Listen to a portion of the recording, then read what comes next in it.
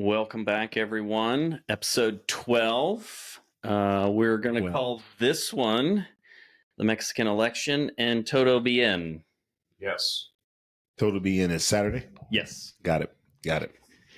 So the event Saturday is hosted by Tequila Ocho, Todo Bien in the Uncommons, and... it's at the Uncommons. Yes.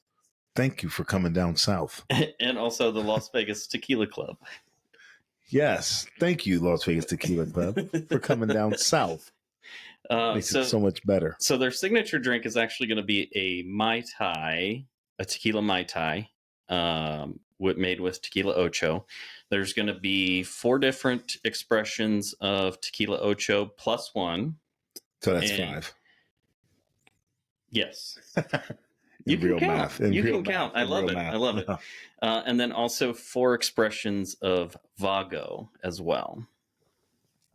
And Vago is a mezcal. Chris Simmons, who is the national ambassador, he will be there to, kind of like oversee things and make sure. Have we had Ocho here yet? We have not had Ocho on the podcast. That'll be one of the next ones, I think. Got it. How easy is it to get a bottle? Not hard. Yeah, it's easy. At the good places? Yeah. Okay. Good. And I actually have a couple bottles here. Matt, I know you do. I think Ocho is one of the original, like Ocho, Tesoro. Those are some of the original tequilas I started drinking when I... Is that the same gnome, Ocho? No, they're different. And Ocho is actually produced by master distiller Carlos Camarena. Yes, brother. Good stuff. How you been? Good. You? Good. Yeah. Working your ass off. Summertime. You think it'd be slow, but it's equally crazy. It's been weird the last couple of weeks for me. It's been slow, and then but the phone will ring, and we need this in the tomorrow, next couple of no, not even tomorrow, like right now. And the money's so good, I got to say yes. So I got to stop what I'm doing. Tell the wife, we got to hold off on going to the pool at the resort. I gotta work for the next 4 or 5 hours, but it's easy. It's it's background digging up stuff on the internet. You get bored of it? No, I like investigations. I like what's better, digging up stuff on the internet or doing surveillance? Surveillance is mind numbing when there's nothing happening. There's never nothing happening. If you're good at surveillance, well, if they don't leave the house, it's mind numbing. If you're good, they don't know you're there. Most people's day-to-day lives are mind numbing. No, surveillance for me is it's the most boring thing in the world. God, I hated it. And then all of a sudden it's you're like, let me just change the podcast, and I look up and oh my God, they're moving. You look away for 3 seconds, and all of a sudden they're going mobile. The only thing worse than surveillance was firearms. I hated going to the range. I hated going to the range too. I hated going to the range. Just being around people that are gun nuts. I listen to them talk about their guns all the time. Just let me qual and let me go home. And it was different. Hated it. It was different for me. I'll tell you my academy experience is what did it for me. What made it terrible? I just got to a point where I hated going to our range. We shot thousands and thousands of rounds at the academy. I love going to the range. I hated it. I don't know why you guys would hate it. Well, I had a bad experience, if you want to hear the story. Okay, let's hear it. I had a bad experience. Were you most deaf in the Italian job? I think I had a bad experience. Well, I think that's the motto of the podcast is, I had this bad experience. Yeah. Some people had a bad college experience. I had a bad academy experience. Okay. Yeah. Same thing. It's the same thing in the end. Well, so I went through 2 police academies. I went through an academy in 98 up in Reno. And that was I really enjoyed that experience. I had a really good time. And the range there was I was very impressed. And I had been shooting my whole life. My dad introduced me to firearms. By the time I was walking, I was shooting guns. You think that was safe? Well, yeah, because he was very well versed. He had all kinds of training and experience. So you think shooting guns downtown at a casino in the back was safe? Are the statute of limitations up on that? I'm just saying. With a legally suppressed .22 rifle? Exactly. It was the 1980s. I didn't hear anything. So, that's another story. I'll tell that story later. But the story of the academy was First academy in Reno, had a great firearms experience. Really enjoyed it. Was the Reno SWAT team that taught us. And then in Metro, we come in, and Metro is so big. Las Vegas Metro Police is so huge that they have their own staff that just train you in firearms. And then they bring in some like adjunct instructors and kind of like, temporary, like come in like a patrol officer who comes in for 2 nights to teach. And then you have this kind of like this SWAT night, SWAT days. And it was like that was when the Metro SWAT team came in and taught you tactics, like the actual counter ambush, all that stuff. So the last night at the time, so you're talking 2001, right after 9/11 was my academy. And I lived right next to the academy. So when I moved back to Vegas, so graduated high school, moved to Reno, went to the academy there, worked as a deputy sheriff in Tahoe, 3 years, come back in 2001 with a wife and a son. And all of a sudden it's like, I'm in this new academy. And I'm like, I've been here. I've seen this movie before. I kind of know how to get through an academy. Lived right next door to our police academy. I'm like, I did not want to live with my mom and all that drama. And then I'm like, I want to be able to like, and your sister. Right, exactly. And so all my family problems, all my family drama. And so I just wanted, and honestly, it's like, oh shit, I overslept. I wake up, I've got 20 minutes. I can still like just pull up and I'm like, okay, brush my teeth and oh, well, it's no big deal. So we go to do our SWAT night, SWAT week, whatever the academy structure, whatever the class was, but it's the SWAT guys. And, look, if you're a member of the SWAT team in Las Vegas, you probably you're a little cocky. It's not those guys. Yeah, it's like, not those guys. Who do you want coming through the door? If 10 years I worked with them. No, right. Not one of them. But it's like, who do you want coming through the door if you're being held hostage by some bad shitheads? You want the cocky guys, of course, who kind of have a little swagger in their walk, and some of the best guys I've ever known. But still, so we were up there, and I was one of the guys who voluntold, like, hey, you need to drive the police cars that we have at the academy all the way on the other side of the valley to our range because you live close. I'm like, yeah, I'll do that. No problem. I volunteered for it. So I get there early and I had to stay late. The very last night, we do all these scenarios, we do all these fights, we do all this stuff, scaling walls, all this SWAT stuff. And then the very last thing is CS gas. And it was the worst experience of my fucking life. So in the Reno Academy, I don't think they ever did a CS gas. Like they never exposed us to CS gas. It was we got pepper sprayed. It sucked, but it's like, all right, I just stuck my eyes in the air conditioner in my truck and I was fine within 2 hours. We go to do the CS gas portion of it. We put our gas masks on. We kind of line up in this like buddy line. We put our hands on each other's shoulders, and the gas guy, I love it. Who is now retired and has an HVAC company here in Vegas, a great company that I bought my air conditioner, a great, really good deal. There's a lot of cops and law enforcement. A guy named Pat Ledbetter, he owns DWS. He was the gas guy. And he deploys, I'm talking 10 canisters of CS gas. So they throw in all this gas. There's so much gas that I can't even see. I can't see in front of them. In front of me, I can't. That's the way most chambers work, though, is that you can't see as you're going through. This sounds very Auschwitz-y.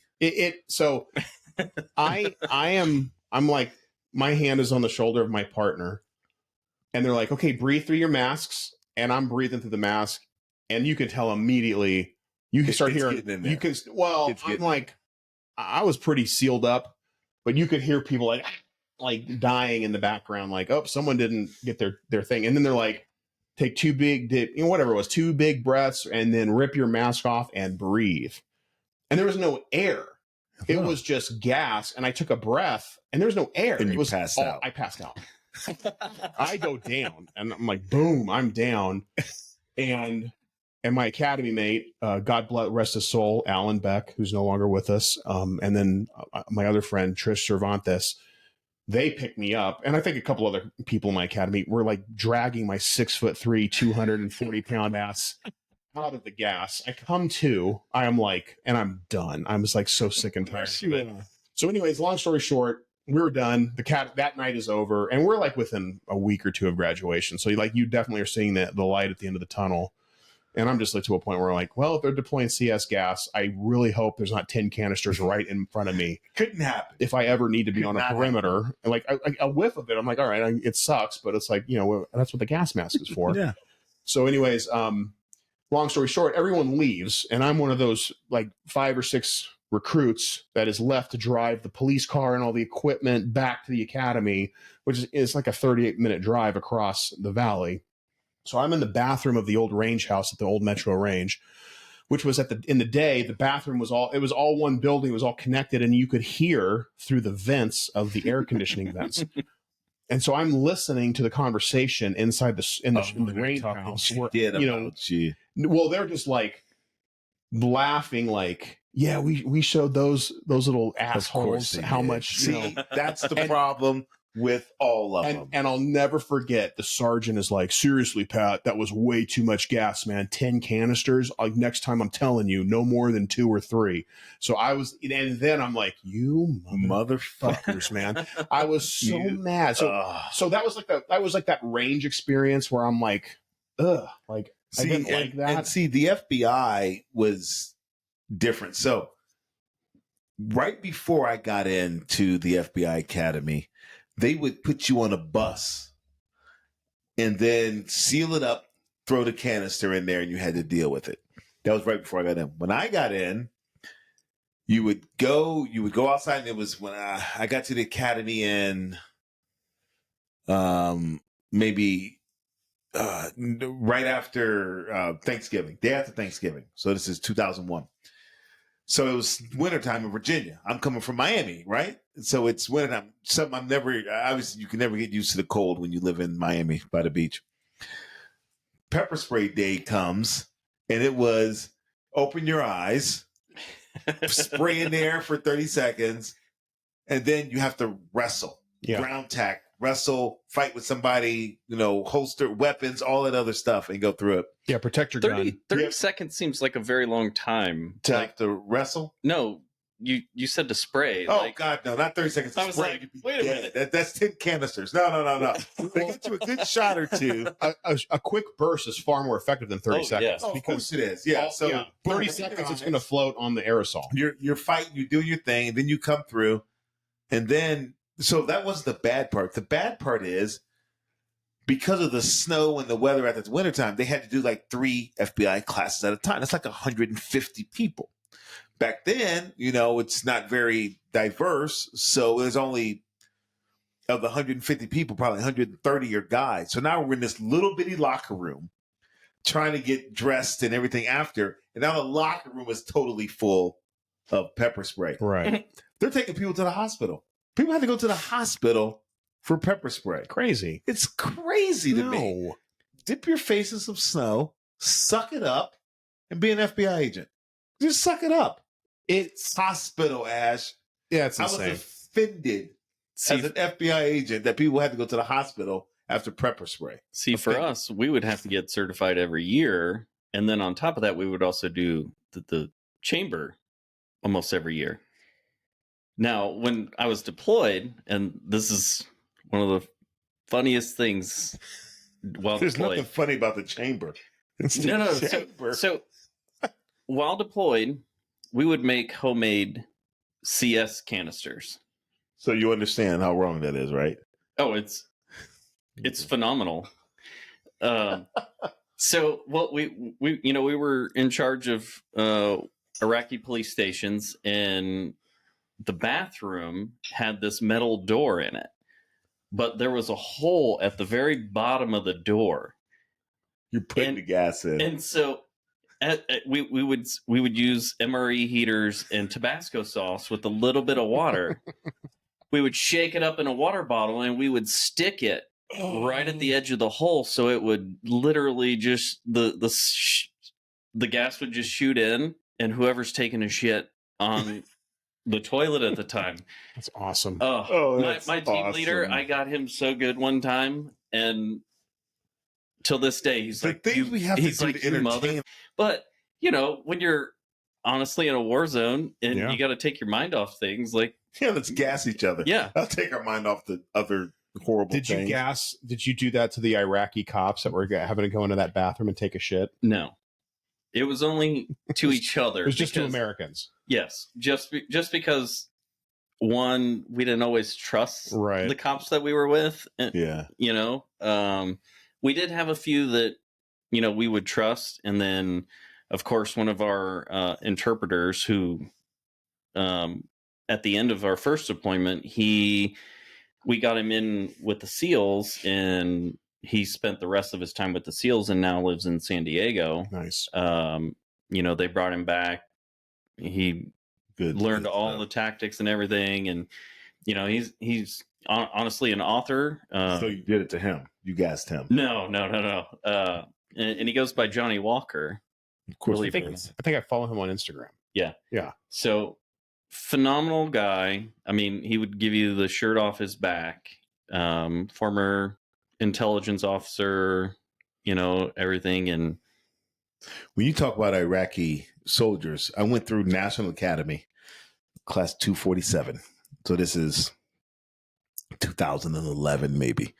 You know, it's 250 of the best cops in America, and then 25 of the leaders from other police departments across the world. In my class, there was an Iraqi general that came to my class with me. So we're out. When you take the PT test, right? You got to be able to run a couple miles, do your stuff. This dude is walking the entire PT test while smoking a cigarette. Smoking, yeah. The greatest. I said, you are my idol. What are they going to do? Send him home? What are they going to do? Send him home? Yeah. I mean, this is 2010, 11. He's an Iraqi general. So then we go up on a trip to Philly, right? The Philly cops host us. It's a shit show for 2 days of Philly. The Philly SWAT team does their bomb techs come out for our people that went to Philly and do this bomb presentation where they blow stuff up. Good stuff. Blow a lot of shit up. At the end, the Iraqi general sitting there smoking a cigarette, he says, these are kids' bombs. We give these to kids back in Iraq. I'm like, what the fuck? This shit blowing up everywhere. He's like, these are for kids. These are for the children. Let me show you some real bombs. I'm like, oh, this guy is brutal. I loved him. That's awesome. I loved him. One of the best sources I ever ran between Metro and when I was on the JTTF was an Iraqi guy. Oh, loved him. And obviously can't divulge information on who he is, but he was like the interpreter, like such a rock star, such a good, like if he had been born in Phoenix, Arizona, he'd be a Marine, recon, he'd be a SEAL. He was born. I mean, just if he had just not been born there. Yep. And then Isn't it crazy? It's so crazy. And it's then crazy, man. He gave us such great info. I mean, stuff maybe my grandkids, it'll be declassified by then. But to the point where the director was calling, this might be in the presidential daily brief. It's good stuff. I'm like, real. And then we go brief it, and we're like, we go up to we would have the Homeland Security brief, and Sergeant Pack would like to, mention something, and we have blah blah blah blah blah blah, and this, that, and the other, and then of course bosses are like, what's this got to do with Vegas? That's it. I'm just like, oh my god, dude, we just got drones to go left instead of right, and you're like, is he under arrest? Is there an arrest made? I'm like, nope. God bless. This is intelligence. This is the counterterrorism intelligence team. God bless Metro's brass. Oh my god, who's gonna die this weekend? How much do you want to pay him? $500? Oh, in cash? Rupees? What are we talking about? Yeah, he wants his citizenship. We're trying to help him. Oh, that's a lot of money. I mean, we spend that on toilet paper. In the grand scheme of things, it's not a lot. It's nothing. No, it's not. It's nothing. No, I paid CIs so much more. I had, so much more for really less information. Yeah. For less information, earth-shattering information. Here's $20. Thank you, sir. Okay, come on, man. Yes, you just solved who killed Kennedy for $20, son. Yeah, $20. Yeah, what are you gonna do? Well, we know who killed Kennedy. Who was it? It was the CIA. Come on, Matt. All right, I got to say it. Come on, Matt. No, hold on. I got to say no, I have to. No, I got to say this. I'm growing up in this town. This is the 1990s, early 90s. I'm a teenager in Las Vegas, Nevada. And there is a certain gentleman who lived in this town. I think he's passed away now, probably within the last year. OJ? No. His name is Lear. You might recognize it from the Jet. He's of that family. And we would hang out and we would talk shop with his granddaughter, I want to say. Okay. And so, according to the granddaughter, he had in his safe an alternate video. The fuck out of here, Ash. Hear me out. An alternate video of the Kennedy assassination. And the gist of it was that the driver turns and plugs the. I've seen that Kennedy. Video. It's been posted on. Oh my And so God. now I'm listening to podcasts. I can't remember which podcast it was, but I'm like a couple months ago, and the guy's like, he has a video talking about. I think it was like one of the UFO conspiracy theory like podcasts, but with pretty reputable news journalists. Right from InfoWars. Nope, from Las Vegas, Nevada. Very well known journalist. I want to say it was him. I'm not 100%, so I don't want to quote the name. But the gist was, yes, he had a video showing an alternate view of like an alternate Zapruder film. In general, conspiracy theorists piss me off. In general, me too. Because I'm an Occam's razor guy. Wait, so do I piss you off? Every fucking day, Matt. Wow. No, but I'm like... No, in general. No, but it's Occam's razor. The simplest explanation is usually the right one. Yeah. But I watched a documentary once on Netflix, and they said that it was I'm sure if you Google it, it's out there. It was the Secret Service. It was an accident. They had just been issued the brand new M16s. They had never trained on them. They're just like, hey, we got this shipment of M16s here. These are your new guns. And an agent AD'd into Kennedy's head. Get the fuck out of here. Hey, man, I'm just telling you. Come on, Ash. I don't believe that. No. Think Occam's razor. The government entity created solely to protect the life of the President of the United States failed its mission so miserably that they in themselves and on accident killed the President of the United States. No. Wouldn't they want to bury that? No. I don't believe that. I'm just telling you. It was a very compelling documentary. Like every documentary is compelling. Sure, that's how they get made. That they put crazy dun dun dun music. Exactly. Ash, I mean, come on, man. I mean, that's like Brute. You're talking to me about that's the smoke and mirrors. That's the smoke and mirrors. Like they want you. They want to distribute this in order to make you think one thing, and then behind it, it's something else. This is the thing. Human beings are not capable of keeping secret enough some of those things.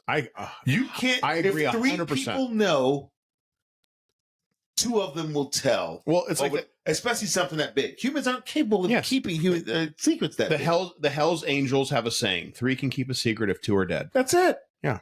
So there's no way that they could cover up the assassination for that long. Not the assassination, the AD for that long. It would have to get declassified at some time. Listen, man, I'm just giving you what I was told. I'm not saying I think it's right, wrong, or indifferent. I'm fake news, man. Don't kill the messenger. I'm gonna kill your Netflix account. But do you think? The algorithm that gave you that shit? But do you think that there are some actual true conspiracies? No, none whatsoever. No. Why? What about what the FBI did to MLK? Exactly. We all know about it now. Now, 50 years later. But we know about it. This is the same time that JFK was killed. We know about it by now. We all know exactly what happened to MLK because it was all declassified. Yes, it could never last that long. It couldn't. But it stayed secret in the moment. It was secret in certain circles. There were people that knew at that time what was going on. It just wasn't widely accepted. It wasn't like nobody knew. And all of a sudden in 1994, it was declassified. And everybody, no, people knew. They just weren't, their version of the story wasn't accepted as widely. Have you read up on MK Ultra and all the conspiracies surrounding that program, that CIA program? No. Okay. And I won't, because it's conspiracy surrounding the program. No, I mean, well, there's actual declassified documents that. Well, then it's not a conspiracy. That's what I'm saying. It's But not a conspiracy. If we have evidence to prove, then it's not a conspiracy. It's absolutely showing things that you would make your head explode. That's not a conspiracy. A conspiracy generally contains a lack of tangible evidence.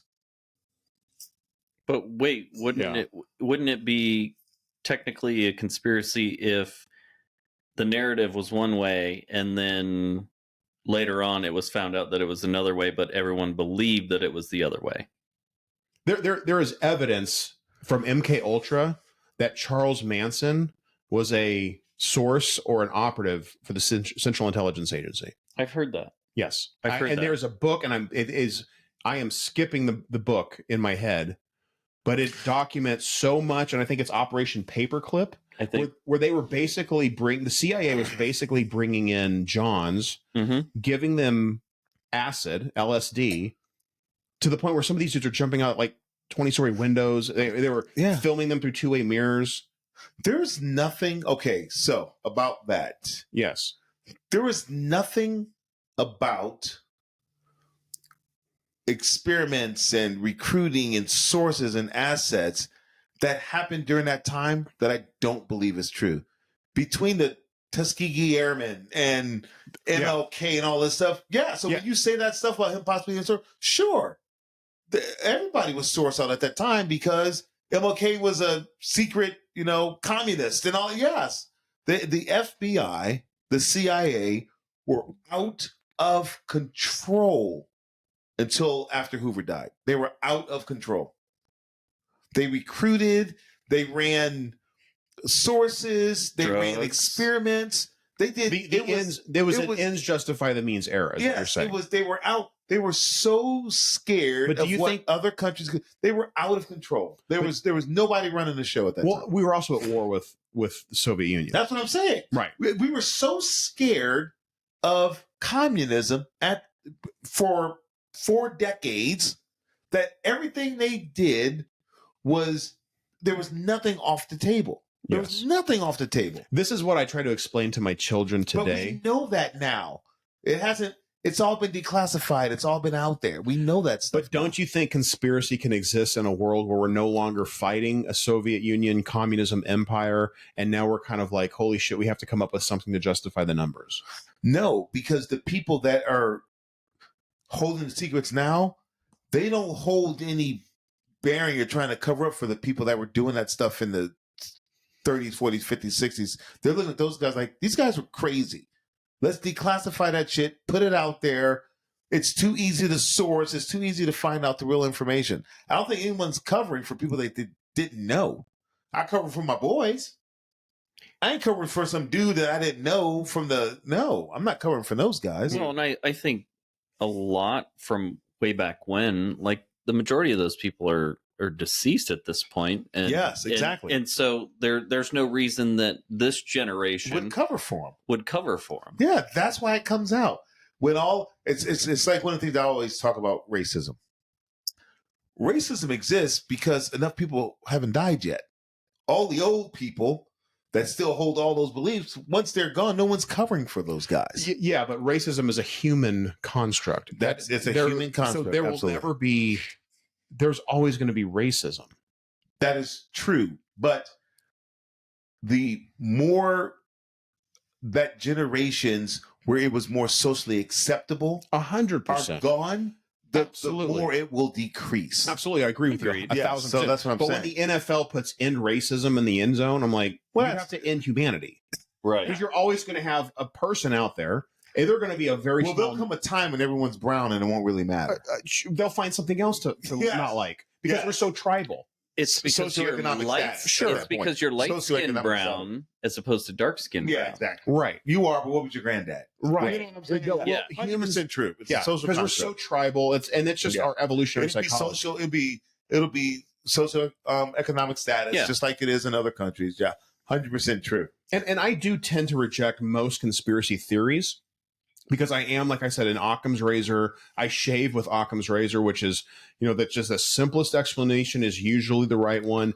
Don't attribute to malice, which you can attribute to fucking, lack of intelligence, lack of training, lack of understanding, or sheer stupidity. But I absolutely believe that there is probably some conspiracies that have been like deep state buried. What do people have to gain from keeping it? Power. Yeah. Absolute power. Okay, those people back then did. What do people now have to gain from protecting those people from the 60s and 70s? This is my point, and this is what I tell my kids. You're living in a post-World War II era. That's fair. And everything after 1940, let's just say 1939 and 1945, Hitler invades Poland, 1939, all the way to we drop nuclear bombs on Japan, August of 1945. After it's all said and done, there's no going back. It was to me, people, that meme where it's like, how often do men think about the Roman Empire? Every day. Forget the Roman Empire. Everything you're dealing with today, everything revolves around what happened in the post-World War II era. And basically what it was we were non-interventionary. We were not going to get involved under any circumstance. And then something grew out of control that threatened our country so much that everyone from the richest Americans to the poorest Americans came together to fight Nazism, fascism, and an empire of Japan. And every single one of our grandparents in this room were impacted by that. They fought, served in some. My grandma was a Rosie the Riveter. My granddad flew over the Pacific. My dad was almost killed by Nazis as a young toddler in London. I mean, just everything after that was like, we're putting bases everywhere. We're going to have a global presence. We're going to have an intelligence apparatus that we need to know everything at a moment's notice. It's like, who does America spy on? Open up an atlas from A to Z. Yep. The Vatican, we have the CIA has a desk for the Vatican because we have to know what the fuck is going on in this world at every given, because we are now the global police. Right. And it all stems from the World War II conflict. And so perfect example. And I am totally agreeing with you. For that same situation, I believe that 1972 death of Hoover was the same for our intelligence collection domestically, right? When he was running it, when they were in power, during that time, and all from the subsequent to the war and all stuff with the Russia and all that stuff, we did whatever we came together as a country at that time and said, we didn't know everything everybody's doing because this threat is so great. Agreed. But I think stuff changed after that. And I think, and maybe Matt, you can give your perspective on this. I think we were absolutely terrified of the Soviet Union. We were terrified of communism. We were scared of its spread. And we built up an apparatus to police it. Yeah. And a lot of people said, you know what?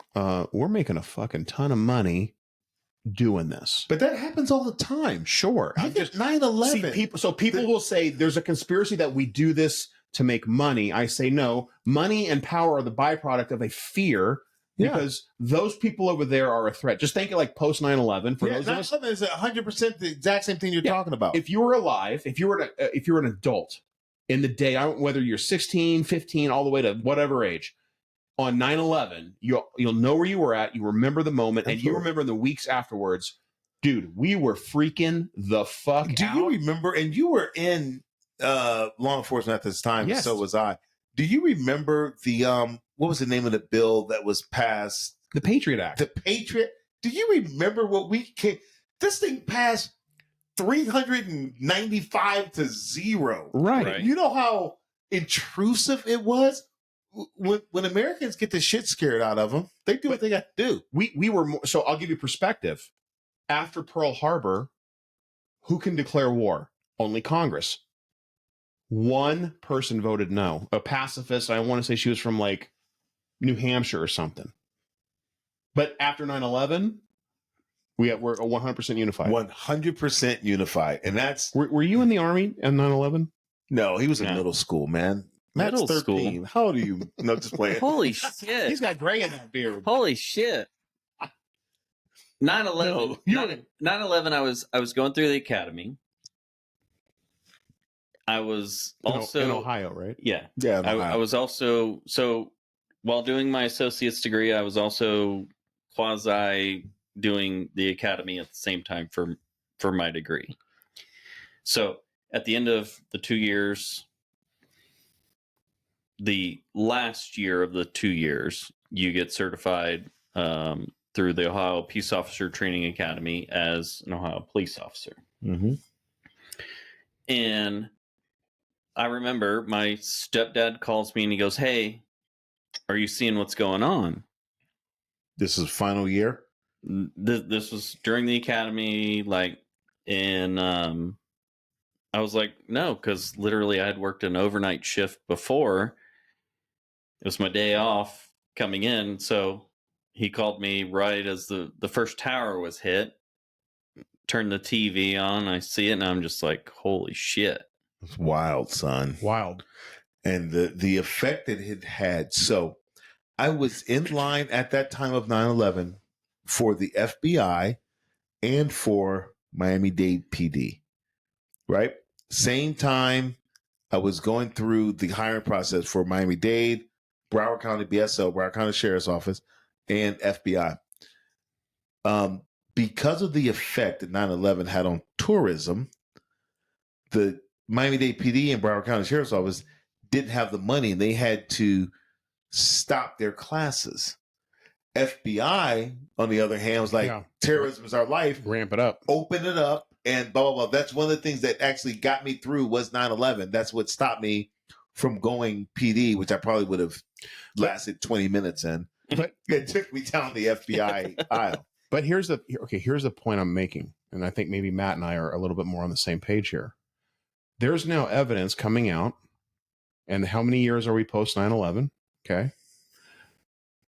Where we're seeing that Saudi had far more involvement and knowledge of what the fuck was going on. But we knew that then. But why are we hiding it, dude?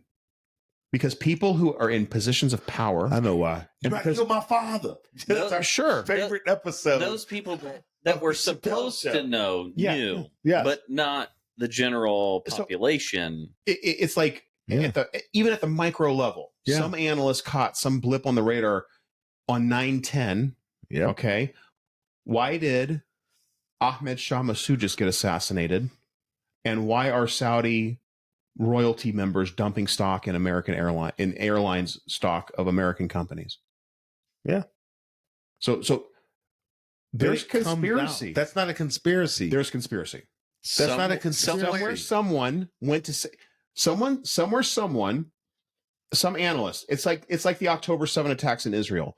This was a failure of intelligence. The fuck, it's a failure of intelligence. When you have analysts, agents, officers, people screaming at the top of their lungs, this is going to happen. Yes. And you don't fucking listen to the information that we went out and collected, and that the analysts put into a report and then pushed it to the policymakers and said, here's our analyzed intelligence report. That's fair. That's the same way with 9/11. Not a conspiracy if they say, we're going to slap classified and we'll let them figure this shit out in 25 years.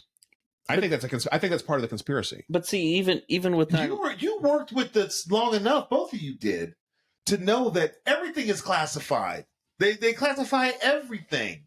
And why do they classify everything? Okay, but I want to hear what Matt has to say. Because there's things that don't necessarily need to be classified, but they're classified in order to hide something. No, I think we classified stuff because of methods, sources and methods. Yeah, okay, I agree with that. That's it. Okay, but here's the thing, and I think Matt agrees with me here. Everything becomes sources and methods because people get lazy, or people go, it's just so easier. It's just the path of least resistance. I'm not saying if that's a conspiracy. If you're investigating this case, but now there's a system. Yes. Now there's an entire system, a machine that just classifies something, so that if some frontline analyst on 9/10 goes, the Ahmed Shah Massoud, the Lion of the Panjshir, the leader of the counter resistance to Al Qaeda in Afghanistan, who warned the UN that this group, Al Qaeda, is coming. They're a major threat. You need to do something about them. You need to support us in the Northern Alliance. If Ahmed Shah Massoud is assassinated on 9/10, and at the same time, suddenly Saudi royal family members and people in the Saudi government are dumping stocks that they owned in airline corporations, they sound the alarm and they're told to shut the fuck up. That's conspiracy. So this is why I don't think it's conspiracy. And it goes back to what you said earlier about the easiest answer is generally the correct answer. Sure, it was probably just dismissed. That's probably nothing. Not that it was dismissed. It was that from your years and decades on the job, and I know from my years and decades on the job, that you can't have unclassified material and classified material in the same investigation. It all gets hooked up to the highest level of classification. It's like tequila. So all that stuff that we're talking about that is classified, that shouldn't be classified, is only classified because it was found during an investigation that has classified materials, so they had no choice. It's an administrative situation. It's not a conspiracy. Half the stuff that I did that I classified that didn't need to be classified, it only got classified because I was doing the 415. I get it. And so it wasn't a conspiracy. It's immediately classified just because of what it's because it's in the 415. It has nothing to do with, holy shit. I feel like he's getting upset. This might be the reason. This might be the, no, it wasn't in this, holy shit, this information needs to be, no, it was, I was investigating the 415. I found this information. It's written on a 302 or an EC that's in a 415. It's classified. See you in 25 years. We weren't doing it on purpose. But again, it's just administratively the way it went. The machine. That's fine. That's not a conspiracy. The machine. Administratively is what we had to do. Here's my thing. You can use this machine. That's true. To do a lot of shady shit in that world. You can use that as an excuse. We weren't. Did you intentionally overclassify stupid shit? No. Me neither. It just got classified because we were doing what we were doing under those ages. But are there people that would? Yes. No, anybody that's investigating those lines has to. There's no mechanism to put stupid, worthless information. Okay, you just hit the nail on the head. There's no mechanism. There's just one machine that we need another machine. That's fair. That's all I'm saying here. That's fair. And so it's like the UFO thing. Yeah. All right. We have people who are like, Congress is like, we should make it legal for you to come to us and tell us what the fuck is going on. Something's happening. There is aerial phenomenon. I'm not necessarily saying it's out of outer space little green men, but something is fucking happening since we started doing nuclear stuff in this world, about 1940 something, Trinity Project. All of a sudden, there's things hovering in the fucking sky, going over our nuclear bases, over Washington, D.C. in the 1950s. Google this shit. It's all out there. It's all been documented by high-level military people who are like, yeah, I can't explain what I saw. I'm not saying it's little fucking aliens. All I'm saying is there's something there. People need to be able to come to those people who are in power, in charge, the elected officials of our democracy, but there's no system. So they're trying to create a new system. That's so fair. All I'm saying is I get it, man. I worked a case on a guy who was like low-level financier for fucking maybe sending money back. Dumb shit. Like auto parts that got turned into like cash. Exactly. And orphans and widows funds for like, let's just say one of those bad guys over in the Middle East. It's immediately classified just because of I get it, the code. It's not nefarious, though. That's not. I'm not saying that isn't nefarious. Conspiracies, I automatically associate that with nefarious activities to cover something up. When I think it's just but administratively, this is what had to be done. 100%. And I'm not here to say that not everything is a conspiracy. I'll be the first when people go, it's all conspiracy. No, it's like 1 October. But I don't also feel that every conspiracy is nefarious. I agree with that. That's fair. I agree with that. I agree with that, Matt. I do. Some people, so when you talk about the stuff that you just said, those people that say, I'm not saying it's this, and this, I'm just saying it's unexplained. But it's that like stuff is, like you said, that's not nefarious stuff. No. It's like 1 October. There are people out there that are like, conspiracy. Yeah. Flashing lights, helicopters over the crowd, lasers, shots fired from all multiple locations. I'm like, no. I can tell you that I spent 3 days in the command center during 1 October. Right. With no sleep. So right. I know what was going on. So that's what I'm saying. But there's the conspiracies are out there, but we people, all three were there. And people, it wasn't. And people love to believe that, like, people come to me, well, what about the cops were on the radio saying there was active shooters from multiple gates? I'm like, you're hearing echoes. Jason Aldean's microphone echoes never got turned off, picked up the gunfire, blasted it through the speakers that were all over the place, including near the doors and exits, and it got picked up again by the microphone. It kind of goes in a loop. And not only that, but then you had those people that were running from the concert, and they're running into other hotels, and they're screaming active shooters. Right. And that... It's a telephone game. Yeah. Yeah. And so there were multiple hotels during that night. To JFK. Apply that to all those... That's what I'm saying. We're applying all those things that we just talked about to all these other things. But a lot of it is easy to explain. But here's the problem with JFK. There's so many unanswered questions. And I'll give you that, again, don't... You can't answer all the questions. Well, like, they had to, like, where was the autopsy done? Not in Dallas, Texas. He's the fucking president. Well, it doesn't matter. I don't think they're going to do it in Dallas. I understand. Do I think there was some grand conspiracy in the moment that they're like, no, we have to take him back to Washington, D.C. because for some... I did a lot of autopsies in D.C. on people that were killed in Iraq and Afghanistan and all that stuff. Yeah. There's no law in Iraq that says that, and like there's a law that says a person who's murdered, who's the victim of a homicide, whether it's murder or whatever, we have to be able to conduct an autopsy on that body in the county where that. Yeah, there's no way they're going to talk about this. There's no way the state of Texas is going to supersede the Secret Service saying we're out of here.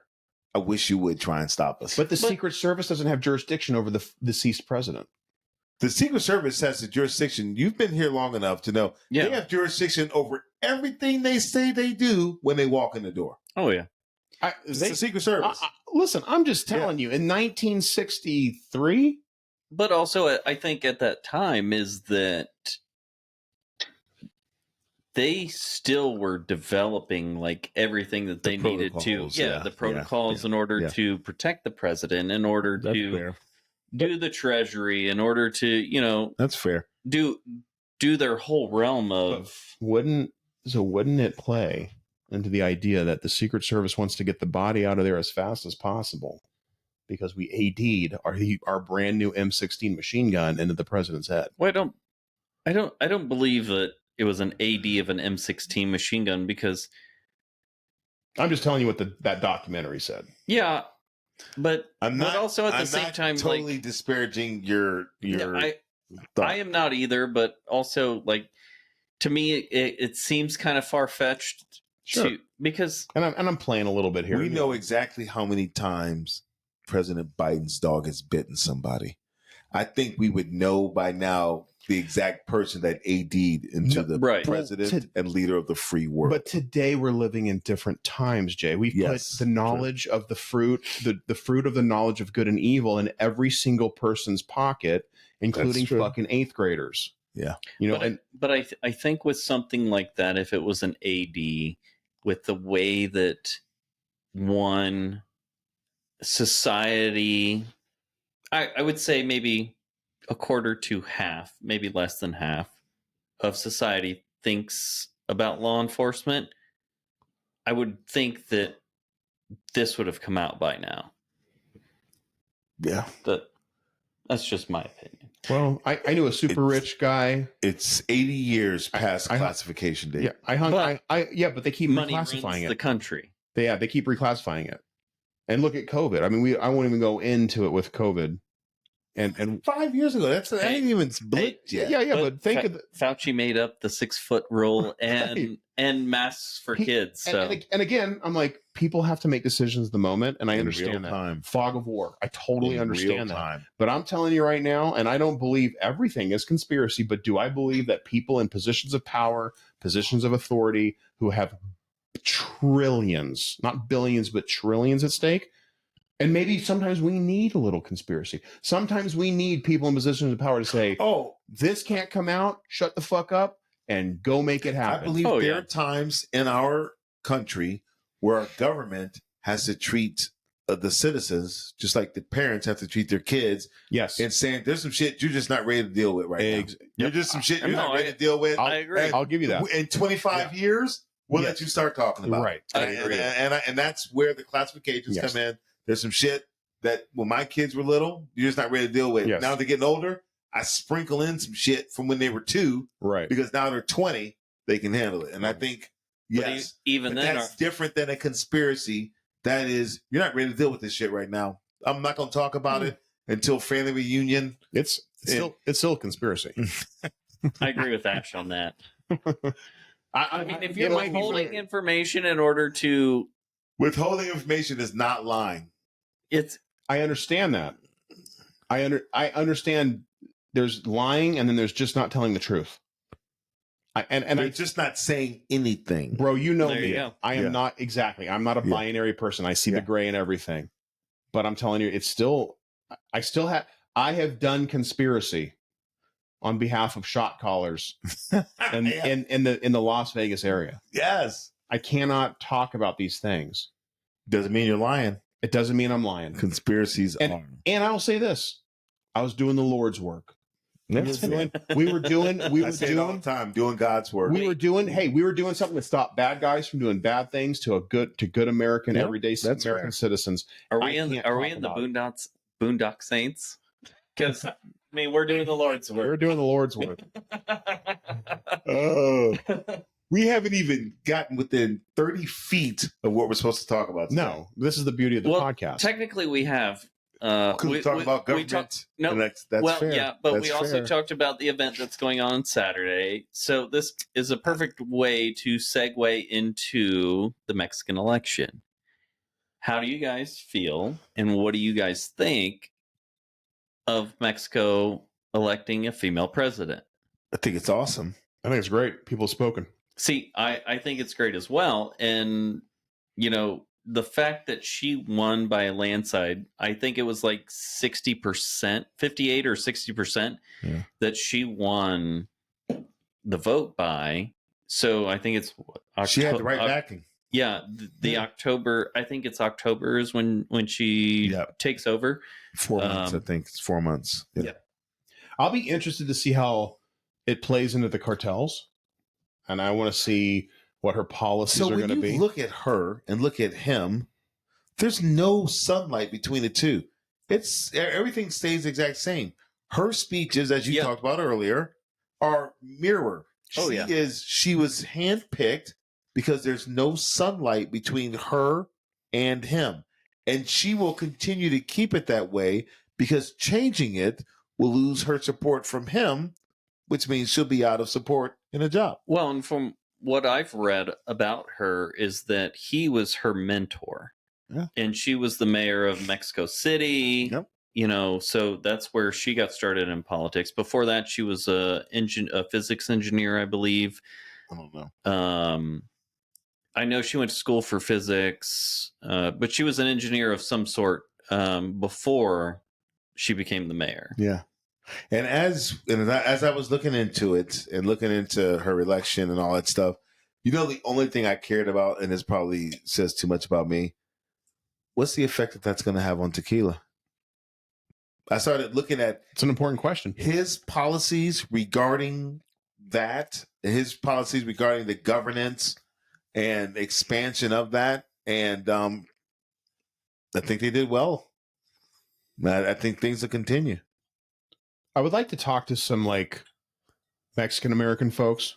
Okay. You know, people who are immigrated here or, you know, either first generation or second generation? Like, I would love to know what their thoughts are. I know that my friend, she's a captain. She was my old partner when we were detectives together, and she was like very excited about it. She was very supportive of her, and that was all I need. I'm like, oh, it's good enough for Izzy. It's good enough for me. Yeah, that's fair. So she posted something on her social media. I don't know enough about her. I think I read somewhere that she's Jewish. Well, so her grandparents were I believe her maternal grandparents were Jewish. And I may be getting this wrong. And then her paternal, or vice versa, were from Lithuania. And so I wonder if the grandparents fled World War II. So they did. Wow. To Mexico. Yeah.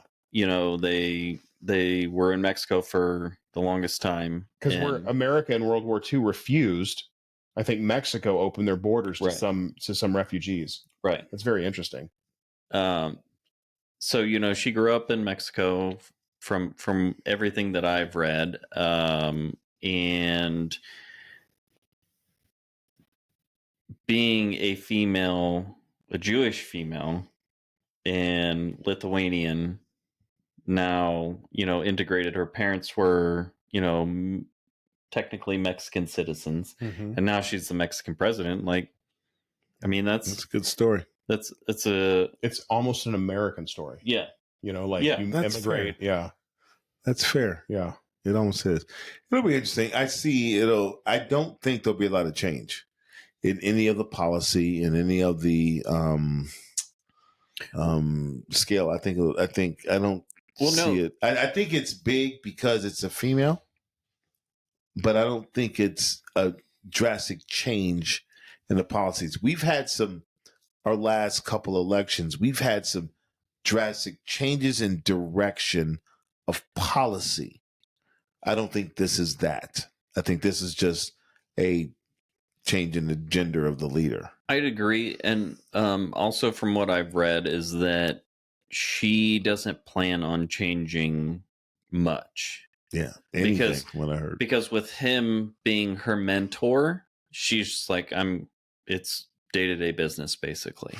And yes. And she... Who's him? Who's the previous president? Yeah, the guy did the last 6 years. President. Okay. Current president for the next 4 months. Yeah. And I mean, she's a mentor, and she probably recognized that her position he has a lot to do with it. Yeah. His support. And did I see something in the news in Mexico about a new regulatory body that's going to counter the CRT? Yes. So the tequila the regulatory council tequila, for those of you who are unfamiliar with what the CRT is. So from everything that I've read on that is that tequila brands will now be able to go to whichever regulatory council that they want in order to certify them as tequila. Why though? Why have two? So it's all part of that additive free movement. Yeah. Mm-hmm. And once the CRT said they're creating this whole additive free thing, and it was a whole tequila matchmaker, debacle, raid, and all that stuff. Yeah. I think, and from what I've read and from what I've seen, is that this is the CRT's way of saying, okay, this is a different governing body. We have two different entities. Mm-hmm. One is still going to be, the highly paid off by big box brands. It's basically run by their corporate executives. Yeah. And then the other is, hey, this is the secondary. If you want to go through this one, we'll go through this one. First made the second, then the second is beholden to the first. So what's the difference? I don't know that the first made the second. I think this is like the government's just like, we're going to do option B. Yeah. But is the CRT a government agency? No, it's technically almost like a nonprofit that's headed by all the tequila companies. Yeah. Okay. Yeah. All the major players of tequila. Yeah. And then they just kind of like and then the government's like, here's some guidelines. Stick to these. Okay. That makes sense. I got that. I saw you posted on the Instagram, Gary Brecka, talking about tequila. honestly, like he's one of my favorite people to listen to about health. He talks about the hydrogen water. He talks about like different supplements that you should put into your hydrogen body. The first ingredient in water? So it's hydrogenated, I think is what it is. Yes, but like H2O. Extra hydrogen. Oh, yeah. H2O. HH. It's my new rap name. 4O. Yeah. Okay. But anyway, so listening to him, because I think at one time he held like an extremely high position within the Board of Health, and he used to work, according to him, he used to work for the health insurance companies. They would get the blood test, and they would basically had an algorithm and a program that would go like, this guy's going to live for 5 more years. Yeah. We're not insuring you. Or this guy will live to 90. We'll never have to pay out on Here in America? In America. Yeah. So he came on the scene because Dana White basically was like, I'm never going to a doctor again unless I have cancer or a bone sticking out of my arm. I only listen to what Gary Brecka says. And Gary Brecka's claim to fame is, take a blood test. You can come to me and I'll charge you $600 for this fancy blood test. I think it's $5. Or whatever. Go anywhere. And basically, what are you lacking in? You need more vitamin B12. And then just give the guy more fucking vitamin B12. Yeah. How much stuff coming from Dana White are we going to? But see, that's not even where I even saw Gary from. Okay. Like I saw Gary from the 10X, which is the Grant Cardone era of investments and stuff. So Gary is the 10X Health, Grant Cardone is 10X Investments, and there's a few others. So that's where I became familiar with Gary. And I've seen doctor. He's a doctor of what? He's not a doctor. He's a biologist. But I've seen doctors on TikTok say, this guy's full of shit on the hydrogen water. Like what? I'm like, all right, whatever. I don't, But like Dana White's like, this guy changed my life. Yeah, but water's water. I agree. But 300,000 years we've evolved to drink water. But right, his basic gist is like, you are genetically wired your way. Like my genes and your genes, we're very close, but you got your little nuance and I've got my nuance. You need more of this as where I need more of this. So like the catch-all that doesn't cover, like most American healthcare is like, you're sick, go to doctor writes you a prescription, take this pill will make you better. Yeah. And it doesn't work. What works for you doesn't work for me. What works for me doesn't work for you. Right. That's kind of his gist. And it's just like, hey, you need more vitamin this. Right. But I can tell you from personal experience, having bought a hydrogen water bottle, like I feel like it gives me more energy when I drink from that bottle as opposed to, just drinking normal water. I am going to go with the classic 300,000 years of evolution says drink water that melts from snow and comes from rain. But I agree. That's the water. But again, I also think our generation is just drinking more water. Period. Like I was on the phone. They have monetized water. I was on the phone today with an old boss of mine. He's a private investigator here in town. Mark. You know Mark. Yep. We're just talking shop. Hey, what do you in this situation? Have you ever heard of this? Blah, blah, blah. He's 60 years old. I'm like, dude, you just like, you've been retired 10 years. I've been retired almost 3. Like, God, Mark's been out 10 years. But they don't look it. I said, of course not. Look 60. When I was a kid, someone who was 60 was about dead. Had a foot in the grave. Yeah. But I'm like, okay, we tied this conversation where I'm like, we know smoking is so unhealthy. We know that the food on every corner of America is probably not the best food for you. Yeah. So eat some. We learned a lot in the last 20 years. We've learned a lot. And then the other thing is like, we just drank fucking water now. Yeah. Like when I was a kid, you'd go to 7-Eleven. Yeah. There wasn't you get a water. Slurpee. You got a Slurpee. You got a big Slurpee. But see, got a big not for me because I lived in rural Ohio.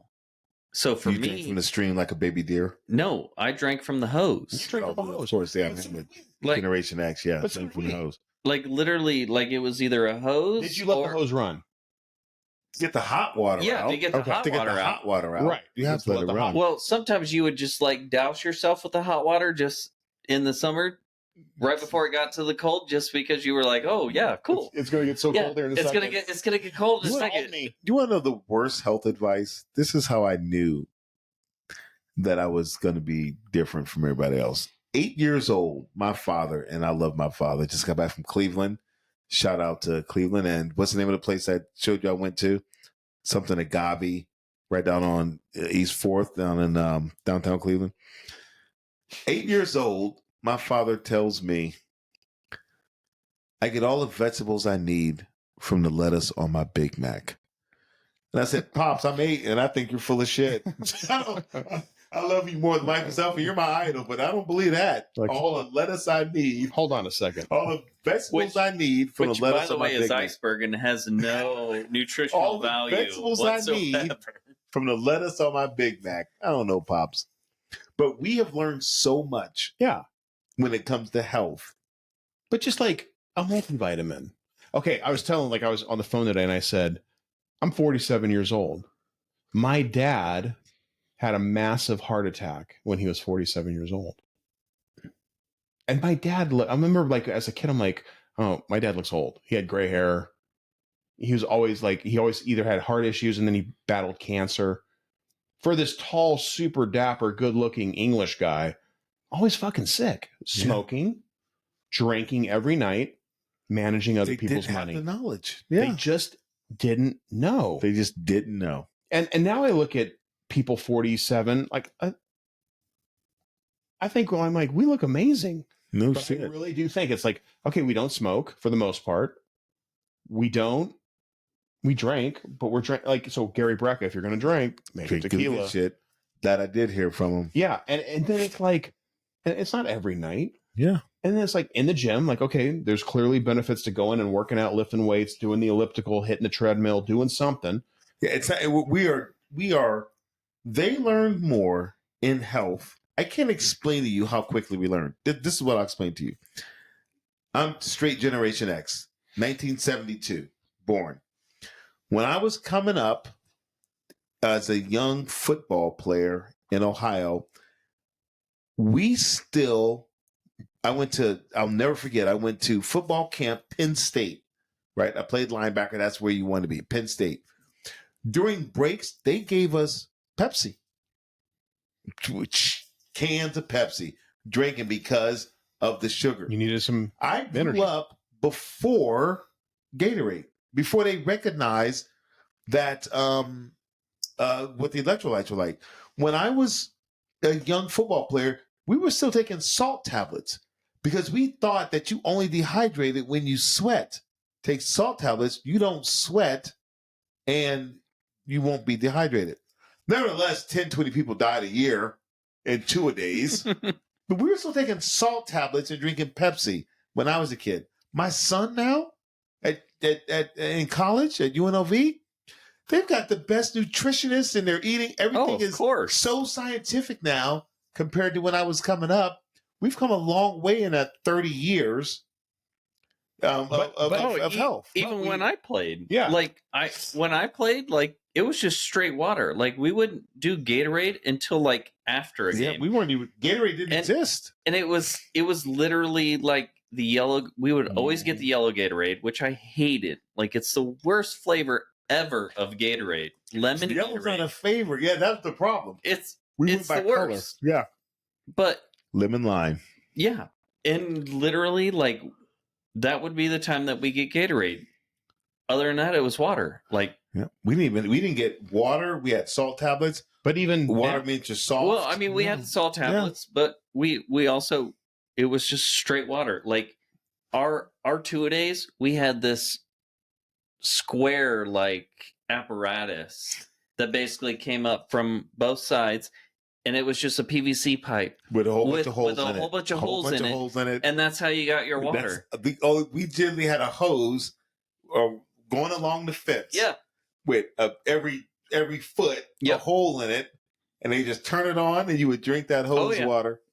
And you drink from the hose. And nobody died. But that's how our generation grew up. Yeah. And that's what made us tough. Is like we had to drink. We almost died daily. But even Feral. now, Generation X was feral. oh yeah, we were. We were feral. And I'm the edge of Gen X. 77. No, you're in it. Yeah, Mhm. absolutely. Gen X but is. but I'm on the edge. Yeah. I played outside. I'm less on the edge, but I feel like I'm more into the generation 65 because to 80. I'll tell you I- right now.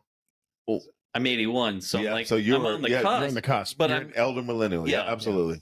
but I'm On the not. cusp. So you grew up with all of us Yeah, in your life. Yeah. But yeah, and I'm statistically, more yes. Well, yeah, because you grew up with us. dilated to Yeah, you were that running around with us. generation Yeah. than I am. And you I'm grew up directly in the middle. 7 you on, grew- 7 on. and you grew up rural. Yeah. Yeah. So it's So like if you were born in 1981 in Los Angeles, you're millennial. yeah.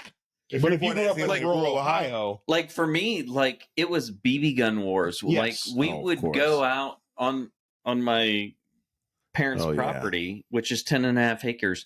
We would have BB guns. The rule was one pump. 3 cocks. No, I see we didn't one do- for we didn't us. do No, one. it was 3. Full. and we would be in all camo and like We were only Paint it allowed out. to wear. You could only wear glasses. well, yeah, that was the thing. You could only wear glasses. We would wear safety glasses just because if we got hit in the face. Yeah. Our parents would get. My mom would get pissed. The rule was, look, no headshots, but Yeah, we if you're play running or you're headshots. ducking or whatever, and the shot Yeah. goes, like it's a different Yeah, story. we were allowed to do headshots. You just couldn't. We had to wear glasses. So yeah, we did headshots. We did. I mean, I was 1972, right in the middle, Gen X, and we spent our entire childhood trying to kill each other. well, like because this, we were this, feral. This was the mid '80s, even into mid '90s that we were doing this. Like, I played Mob Enforcer as a kid, so I was a Suppress 22. We you could shoot each other with a short, we 22 had- short. We had pump. We did 3 pumps. Yep. 3 pumps. You're allowed to shoot somebody. We with. were only one. I don't know if our new technology. We only did one pump. No, we had 3 pumps. Old school. Or one pump from a Red Rider. We also had that. There was Yeah. only one pump. That was all that there Yeah, was. ours was 3, and then we moved into pellet guns, and shit got wild once we got into pellet guns. That's good shit, man. That book you gave me to read about the 90s. Mhm. What was that book? What's it called? It's called The 90s. it might have been just called the the 90s. Yeah. 90s are calling. It might have been just called the 90s. Gave it to me to read. I'll tell you right now, We it's a have, good book. I'm thinking about that's good stuff. I forget the name of it. So when I go to the Olympics this summer, I'm gonna download 2 or 3 good books Nice. about the 90s. Yeah, Chuck Klosterman. Yep. The Chuck 90s. Klosterman, the 90s. Yeah, I knew you'd dig it. Yeah, it was good, man. That's good I stuff. want to get my kids to read it. My daughter would probably read it. My son, My son would throw it and say, I don't read. But yeah. the thing is all the kids today, they're wearing Stussy, Oh, Doc Martens. I'm like, where's all you're missing is Gerbeau and Z Cavaricci's. Oh, Z Or- Cavaricci's. Or Jenko. Oh, Jenko God. jeans. Janko. You rich people. Rich. That was the skater life right That there. was. Matt, what are we drinking today? So we are drinking Chamucos 55, the Diablo version. It's really good. And what am I Very- drinking, Matt? very Because this was delicious. good. What am I drinking? So I had 2 of them. just 2. Pretty sure I made you. It was 3. We both know it was 3. So yours is actually a watermelon cocktail. I don't have a specific name for it, but it's watermelon, mint, Mexican sugar, lime juice, and Topo Chico. So you're trying to fatten me up, right? Pool season. Is that what you're No. saying? No, There's about 4 different sugar ingredients that Nope. you added to this. it's a Mexican sugar. Oh, it means nothing. It's totally Sugar, different. Sugar. It's totally different than white cane sugar or it's Mexican sugar. Yeah, we'll take Mexican sugar all day. But Right, anyway, sure. so Chamucos actually has a nice funkiness to it, I feel. It's got the agave forward type flavor. It's got the minerality. It's got the black pepper. What gnome is it out of? 1586. I can't see. Yeah, 1586. Founded by a retired LAPD SWAT captain, gentleman named Mark. Can you get a hold of him? Have him on? I sent him an email. He never responded. So, Mark, if you listen to the podcast, we love your tequila. I sent you an email. That's good. All right. Yeah. If not, Tactical Tequila will be reaching out via Instagram. All right. We got 2 events coming up before our next podcast. Real quick, Matt. So tomorrow and Saturday. Yep. So tomorrow is the Cabal meet and greet at Mysterio. Love it. Can't wait to get there. Cabal Tequila. I'm going to get there early and go across the street to that one spot we saw in the corner, cattle corner. There was a bar across the street. Let's get there a little early and then walk over. I won't be there. I'll be at I'm going to a concert, so I'm not going to make the Thursday. Fortunately, I have to work, so. Bastards. So I'll be representing. But Saturday, I think we're all good. Yep, we're all there. Listen, are you going to represent with Tactical Tequila merchandise on? Or I still have the hoodie on. I sent you the picture. Hoodie? It'll be 111 degrees out. Picture the other day when I was sporting at the baseball game. Yeah, at the baseball game. But are you going to be representing tomorrow? Saturday. Okay. I'm representing Fortaleza on my T-shirt today. I'm representing Saturday. So tell us about Saturday before we log off. Saturday is the Todo Bien Las Vegas Tequila Club event, which I mentioned earlier in the podcast. Shout out to Tommy. Tommy in Las Vegas Tequila Club. Also, Will they be selling there like they did last time? At the G4? That I'm not Greatest sure, thing ever. But I'm sure that they probably will. It just depends if the cask or liquor lineup or somebody like that is involved. And what are we drinking Saturday at Todo Bien? Todo Bien is going to be Ocho. And Vago Mezcal. Good. Yeah. And so like your T-shirt, I would also like to shout out agave.man on Instagram, the masked one T-shirt. His daughter is going through some cancer treatments. So if you're able to assist Agave family, we would greatly appreciate it. I know they would greatly appreciate it. You can also find it on agave.man on Instagram, but you can get one of these T-shirts and also assist in his family's needs for, medical bills. Sick daughter. Buy a T-shirt, people. Buy a T-shirt. Agave.man on Instagram. Yeah. I'll have to follow him. Yeah. I think I saw he's a new follower to the podcast. No, he's been following for a little while. For a minute. Yeah. Okay. But the T-shirts are new. The T-shirts are new. This was just probably in the last month or two that they've needed some assistance. So got it. All right. So I will represent both nights just to shut Matt up. I'll be representing on. I have to double up on my T-shirt because my kids took all my other ones. Two T-shirts, huh? No, double up is I have to wear the same one 2 nights in a row because my kids stole all my. Why is it 2 nights in a row? Thursday and Saturday, every other night. So Thursday night you'll be at Mysterio. Yep. And you'll be a part of the little tasting. Yep. For Cabal. Yep. So shout out to Cabal Tequila. Excellent tequila. I never see it in Las Vegas. Do you know where you can get it? It literally just dropped this week. Okay. So it's here in Vegas now. And I was in, so I went to the Offspring concert in Anaheim. Mm-hmm. Shout out to Dexter Holland and Noodles, my favorite lead singer and guitarist punk rock band, The Offspring. 30th anniversary release of their album Smash, released in April of 94. And as I put on social media, for those of you who follow me, when I had nothing, I had The Offspring. But of course, anytime I'm in Southern California, I'm always looking for good tequila. So what can I not get here in Las Vegas? I'm like Lost Lore, a lot of the Gnome 1414 tequilas. PM Spirits. So here's the thing. If you're anywhere near Norco, California, if you go a little bit further south towards San Diego on the 15, right past the 91 in El Cerrito, there is a liquor store there called El Cerrito Liquor. Do not judge it by its exterior. You might want to press check your firearm when you pull up because it looked a little hoodish. But I'll tell you right now, one of the best selections I've ever seen. I went in, I picked up a bottle of Tau, T-A-U. I picked up a bottle of Viva Mexico, which we drank with Vivianco at Gnome 1414. I had some when I was at that place in Cleveland. Blue Agave was the name of the restaurant.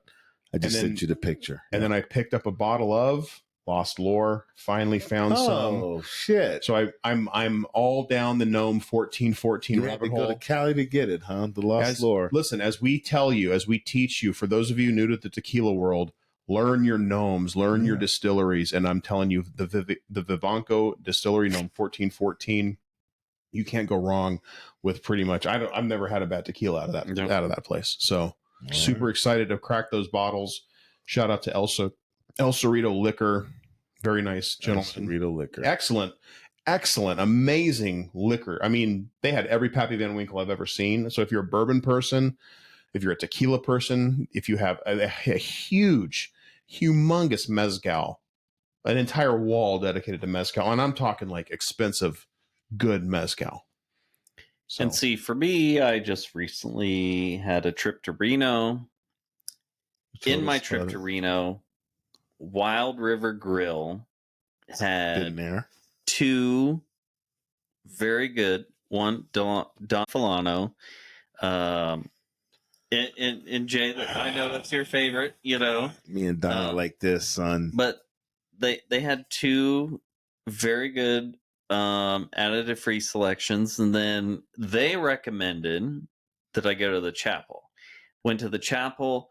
The chapel had probably 10 good additive free selections. I went in, had an Arete artisanal Blanco. After I went there, then I went to a place called Death and Taxes, which is just literally like a block, maybe 2 blocks and less than 3 blocks away. Went there. Their entire tequila selection is additive free.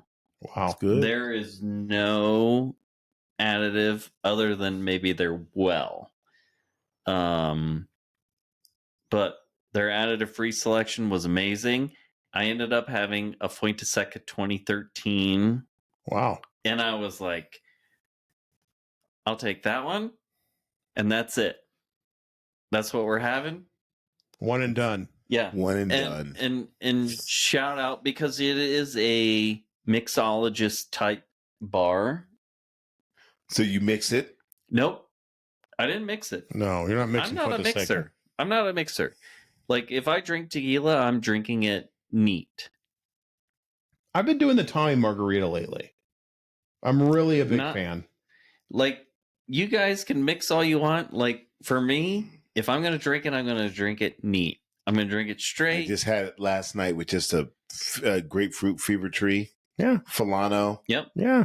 Fulano still strength, grapefruit fever tree. And that's how a bottle later, yada yada yada. That's how I normally was late make to work it this morning. When I make the the palomas that's how I normally make it. Fulano still strength. A little bit of lime, salt. I have a little lime juice in mine, put a salt. Yeah, that was it. I've been doing the Tommy Margarita lately, which is 2 parts Blanco to 1 part lime juice, and they say 1 part agave syrup, but it's just too much sugar for me, so I do a little bit less.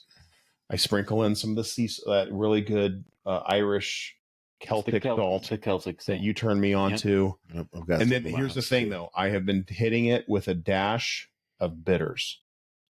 I did Anagostra bitters. Okay. And then I did orange bitters. And I got to tell you right now, I'm in love with that margarita. I'm in love with that fever tree Fulano and the Tommy's Margarita. It's Ash's Margarita. It's conspiracy. It's a conspiracy. I call it the CIA MK Ultra Margarita. All right, good stuff. Anyway, great episode, guys. Yeah. Next episode, expect Lucas very Assis. Yes. And we'll do Let's Make Cocktails with Lucas Assis. One of the goats of the tequila world. I mean, would agree. The first one that really taught me and educated me about quality artisanal additive-free tequila was Lucas Assis. So I'm very excited for that episode. You and I as well. All right. All right, guys. Later, everybody. Thanks.